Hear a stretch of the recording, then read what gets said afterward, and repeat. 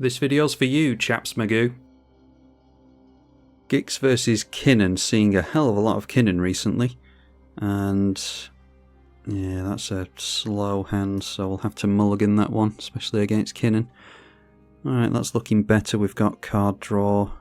As much as I don't like it, we might have to get rid of the Nighthawk Scavenger there. So we need to decide if we want to go for the Vampiric Tutor at the end of our opponent's turn or not. A turn 1 Llanowar Elves from our opponent, as you would expect. And we do not get into another land. That is a Reanimate, so yeah, hopefully don't have to go for a land with the Vampiric Tutor. That's why I'm holding off on it. We'll get out the Dorothy Slayer. And if we don't feel as though we're going to keep our commander in play, we can refill our hand with a Necropotent, something like that instead. Now seeing Kinnan on turn 2, the Llanowar Elves will tap for 2 mana and throw down a Felwar Stone, which taps for black. 2 black. Okay, still no land for us, so yeah, maybe signing blood would be a good idea here. We'll continue with the Dorothy Warlord and just have to hope Kinnan doesn't go off in the next turn or two, which I'm sure he will. Swing in with the Dorothy Slayer with Shadow. It is effectively unblockable and has to attack in every turn. And there we see a Woodland Bellower from our opponent, so 1 card left in hand, and pretty sure they can afford the Kinnan, yeah. 7 mana for that, so they can afford it. Seeing a Llanowar Tribe, I think this just taps for an additional mana. Yeah, so this will tap for 4. And yeah, we're in a really tricky spot with the Vamp Tutor now. We've fallen too far behind, so maybe it's just Vamp Tutor for an Urborg, and then cast the Signing Blood. I'd much rather be getting some removal down or some fast mana with the Vampiric Tutor, but yeah, I mean, we're not having the best of luck here, so 2 damage to us, and we draw 2. And of course, there is a swamp for us. We don't necessarily need to worry about losing life, though, and they're not going to get the Rex Sage out with the Woodland Bellower. So we're not going to block, and we can't block with shadow creatures anyway, so might as well continue to hit our opponent. Pathbreaker Ibex being cast straight off the top, and then we take 9 damage directly to our opponent. Okay, so now we're getting into the lands off the top. Far too late for us, though. So as much as I'd like to go Ravenous Chupacabra onto the Kinnan, they can just recast it again and probably activate it straight away anyway if they drop a land, so blowing up the Pathbreaker Ibex is probably the best thing to do here. Really just treading water at this point. And once again we have to swing in. Could chump block with the Ravenous Chupacabra and reanimate it next turn. Now seeing a Yavimaya, so all the lands in play are at least Bayous. Seeing the activation from Kinnan for the first time. And seeing a Defiler of Vigour, so they'll start buffing their entire army if we're not careful. Swing in with Woodland Bellower, we will make that play of chumping. Okay, a Signal Pest does not have haste unfortunately, but we will cast our Gix Yawgmoth Praetor. See if we can actually do anything this game. And we go through to combat. Both of our shadow creatures can swing straight through, so we'll lose 2 and draw 2 here. Alright, a Damnation. If we want to go for that, we can obviously cast a Damnation, probably wait for Kinnan to activate a few more times. They will lose a decent chunk of mana if we go for Damnation, so should maybe do that, but let's try and draw a few more cards first. So Signal Pest into play for next turn. That will just buff the damage that's dealt by these things, and then reanimate onto Ravenous Chupacabra. Could go for the Pathbreaker Ibex, but we don't really have big creatures for that, so go for the Chupacabra. And the Ravenous Chupacabra, I think, can get the Defiler of Vigour. And now the Chupacabra is going to be a half-decent chump blocker for us. They don't have any flyers or reaches in play, so Signal Pest can swing next turn. Argument to be made for us blowing up the Kinnan last turn, so that they have to replay it here, and then we can force them to replay it again after a Damnation. Maybe that's what we should have done as opposed to the Defiler. We see a Tatyova off the top with the Kinnan. Our opponent has 2 cards in hand, one of which is a Commander Sphere that will tap for 2 mana, and then sacking that straight away for a card draw, so yeah, it takes them down by 2 mana. Might regret that after seeing the Damnation. We can't swing the Ravenous Chupacabra straight through the Tatyova anyway, so we might as well save ourselves 6 points of damage here. Okay, a Crick Son of Yawgmoth, so we will swing in first, and then decide if we want to Wrath or not. I don't think we're going to want to. suppose we could offer up the trade with the Tatyova. Just turning sideways with everything. I imagine they'll expect to get us on the swing back here. Or maybe they smell a board wipe because we're swinging in. Or it could just look like desperation. They let it through anyway. So hitting with 3 creatures, the Signal Pest doesn't give itself a +1 buff. Alright, and now seeing some decent stuff. A Dorothy Voidwalker, Dreadhorde Invasion, Liliana Dreadhorde General, make a land for the turn. And I think the sensible thing to do here is to just try and slow the game right down. So yeah, I will go for the Damnation. It's a shame that the Aetherflux Reservoir isn't in play, but I don't think we really have time for it. So get the Dreadhorde Invasion going. That will make us a zombie token at the beginning of next turn. The Kinnan, Bond of Prodigy into play again, so they've got 4, 5 and 6. If they make a land next turn, then they can activate the Kinnan again. We lose a life to the Dreadhorde Invasion. And alright, Sword of the Animist is decent. We have struggled on mana, especially compared to our opponent. I think taking a turn off for the Aetherflux Reservoir is going to be worth it here, especially when we're looking to get Crick down soon. So we'll throw down the Dorothy Voidwalker into that and gain a life. And that takes Summoning Sickness away from the Dorothy Voidwalker, ready for our commander next turn if we want to do that. We will have a 2/2 zombie next turn, so we can swing that into the Kinnan, assuming that they don't get a bigger creature out. They do manage to drop a land. Noteworthy that the Felwar Stone does tap for green mana now, thanks to the Yavimaya. And I think they just hardcast a Nezahal Primal Tide, so I wonder if it's worth going for the Liliana and trying to get rid of that. With this, they can discard 3 cards and exile it, then return it to play tapped at the end step, which, yeah, they will have 3 cards in hand, thanks to us casting the Liliana. Draw into a swamp. We'll take some life to the Crick. So let's just cast the Liliana here. I think we do need to have our opponent discard some cards and try to get rid of that Nezahal. So we gain a life to the Aetherflux Reservoir. They do draw that 3rd card that they need. And then I'll swing in the Dorothy Voidwalker. Suppose I should have waited for the second main phase to cast the Liliana. So they go down to 11. We tick the Liliana down. Alright, and they decide to not lose the 3 cards in their hand in order to keep this. This would have come into play, and then they could have swung in with it on their next turn to get rid of the Liliana. So I'm not sure what we would have been doing next turn. Arcane Signet, so probably it's Crick into our commander. Maybe could have snuck down an Arcane Signet there as well. Yeah, that game wasn't won, but it wasn't lost either, so yeah, not sure how it would have panned out, but yeah, we'll never know now. Gix versus Ivy this time, and we can get down a fast Gix and start drawing cards, but yeah, it's a pretty risky one. We'll keep it. We're up against a Simic deck, so it's not as likely that they will have spot removal for us. And we are on the play here, so drop the Swamp into the Dark Ritual. Makes us 3 black mana, and that allows us into our commander. Turn 1 Soul Ring from our opponent won't help them to get their commander out. The Arcane Signet will though, so they're already 3 turns ahead of us on mana.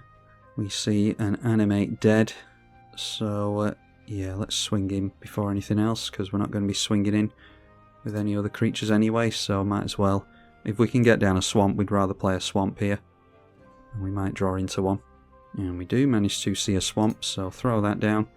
And we'll go for the Null Priest of Oblivion. It's early in the game, so we're not looking to reanimate anything with that. We'd rather hit with multiple creatures if we can.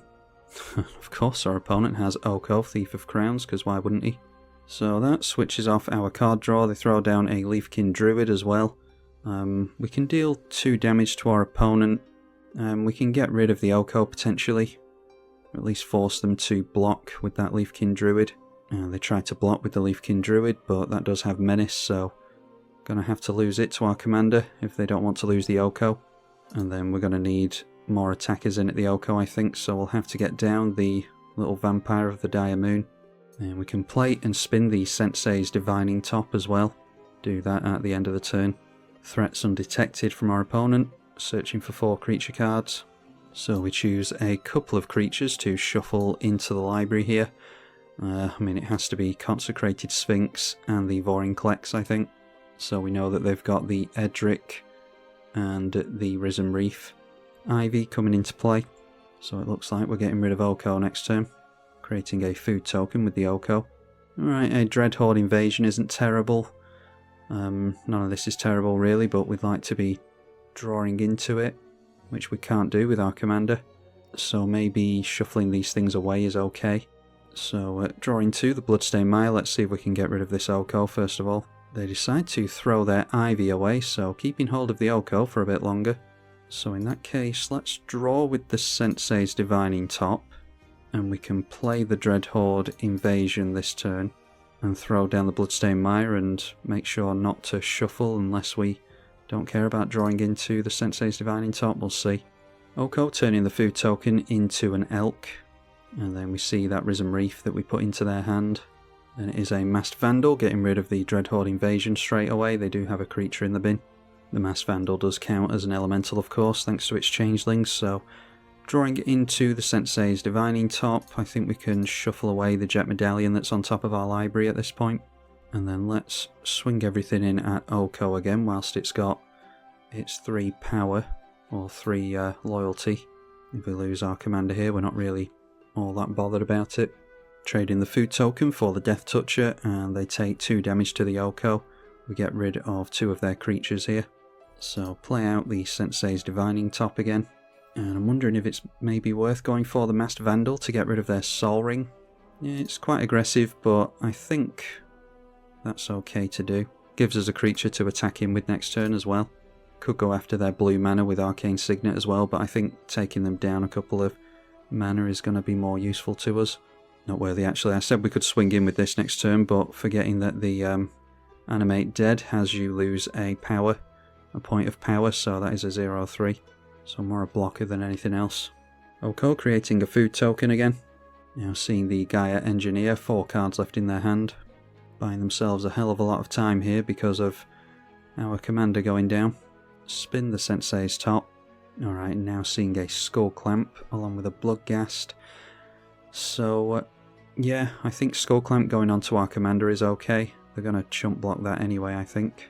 Might even encourage them to just chump block it as opposed to trying to kill it off. So that means we're drawing into the Bloodghast and a Swamp next turn.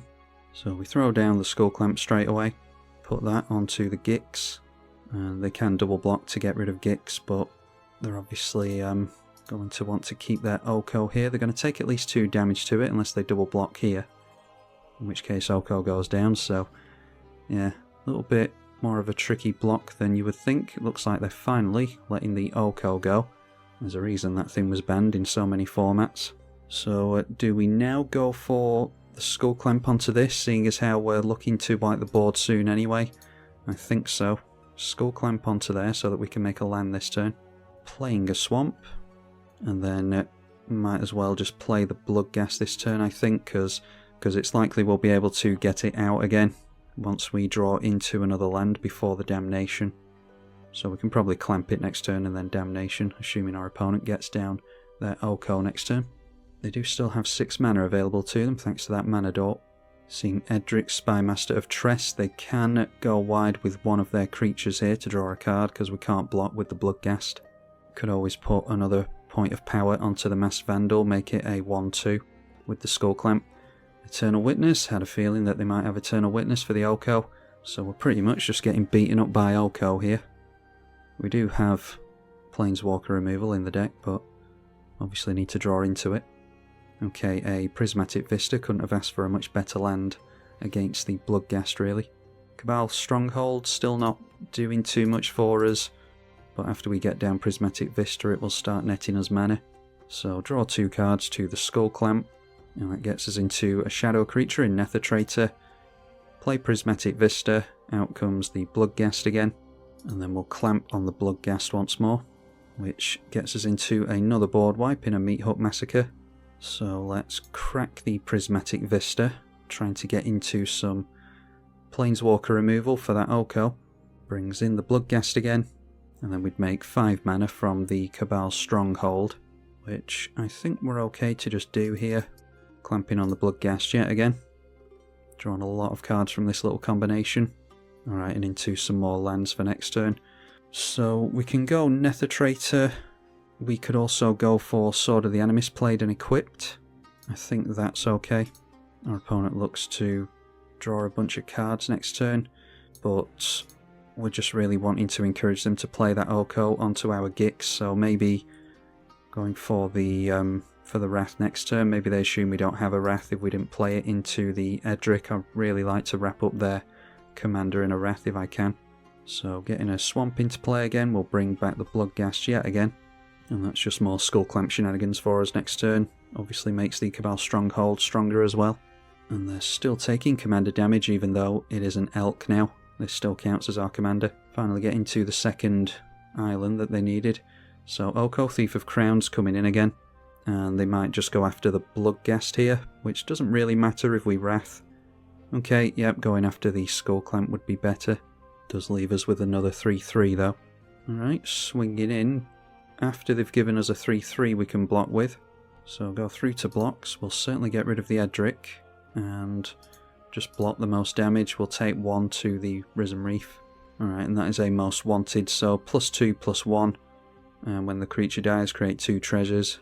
So they will get rid of our Skull Clamp here, but we'll still get rid of their Edric. So just trading them and they'll get some treasures.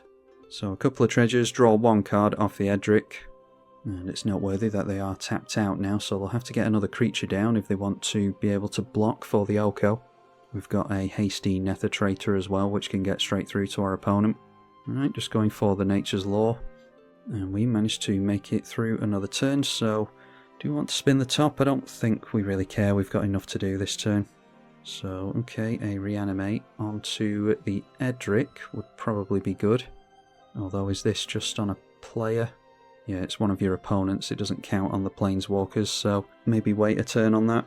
I suppose we could wipe out the Eternal Witness and get the Skull Clamp back with it. Yeah, anyway, let's swing in first. Try to get rid of this Oko. I suppose we can go for the Nether Traitor first, just to help try to push even more damage through. So swinging everything in at Oko. We ramp with the Sword of the Animist again, and managing to take down the Oko once again. Our opponent is down to 2 cards in hand. So let's see here. I think we're fine to just get down the Swamp, and we can go for the Sign in Blood onto ourselves. Gets us into more lands, so we are getting into mana eventually. Problem is, as soon as we unlock our commander, I know our opponent's going to scoop to us so that we won't get the ability off on them. So we'll tap down the Cabal Stronghold for mana. That makes 8 mana. We'll put Sword of the Animist onto the Nether Traitor because our opponent's never going to be able to block that. We can swing in with it every turn, which means, of course, that it ramps us every turn. And then spin the Sensei's Divining Top. Maybe we can draw into something relevant. Okay, Cryptghast isn't bad. So let's go Swamp, Swamp, see the Cryptghast on top. Let's draw into that here. And then if we can get into a means of removal pointed at our commander, we might have enough mana to actually get the ability off. Could also be our opponent's got a Wrath waiting for us, but we'll force them to use it. So going to hold on to the Reanimate here, just in case they do have a Wrath. We can surprise them with that next turn. Alright, they've drawn into the Consecrated Sphinx, so a Wrath and Reanimate Consecrated Sphinx wouldn't be the worst thing for us. And yeah, especially with the Ivy now, so they could have Fierce Guardianship or another means of a free counter magic. It can't be Force of Will or anything like that, but yeah, best not to write off the chance of a board wipe here. So they draw 2 cards with the Consecrated Sphinx, could activate their Force of Will if they do have one in hand. So do we swing in first? Yeah, we don't have a means of haste, so we best just swing in first anyway. Noteworthy that they are pausing at the beginning of combat here, so Force of Vigour could be something relevant as well, getting rid of the Sword of the Animist. I wouldn't have thought they'd care too much about that. Swinging at them with Nether Traitor. Bloodghast can't block anyway, and we're about to kill it off, so might as well swing in with everything here. Want to keep my double mana creature in play, obviously. Sword of the Animist, continuing to make the Cabal Stronghold stronger. And then we'll just throw down a Swamp this turn, as many Swamps as we can have in play. Is going to be really good for us. Tap down the Cabal Stronghold. Obviously our Swamps tap for double mana thanks to the Cryptghast. And then we can replay the Sensei's Divining Top, I think. Do we care about doing that yet? I think we just tap out here. Float a bunch of mana. So we've got 18 plus 7, whatever that is. 25, I think. Yeah, we'll just go Damnation here. Not sure how much mana I need exactly, so I'm going to ignore the Extort here. I don't think one Extort is going to be all that relevant. Alright, and yeah, that's what I thought would happen. Our opponent unfortunately scoops just as it's about to get interesting on our end. This is the problem with playing in the 1v1 rooms. As soon as our opponents begin to think that they might lose, they scoop beforehand.